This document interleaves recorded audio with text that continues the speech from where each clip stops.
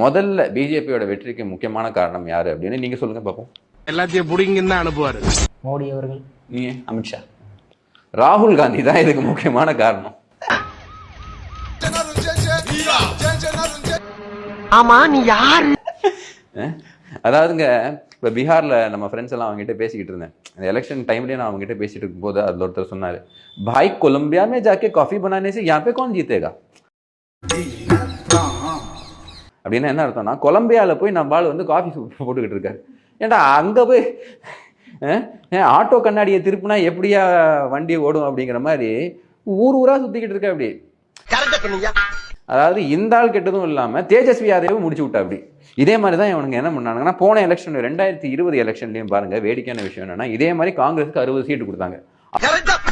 இப்போ 7 ஜெயிச்சானுங்க. அப்பவும் வந்துட்டு உங்களால பர்ஃபார்ம் பண்ண முடியல. இந்த தடவையும் சண்டை போட்டு அடம் பிடிச்சி இவங்க 60 சீட்டு வாங்கிட்டு 4 சீட்டு வாங்கியிருக்காங்க.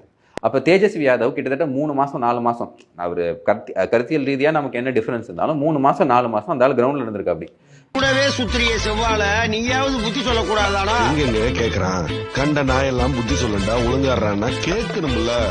நீ சொல்லிட்ட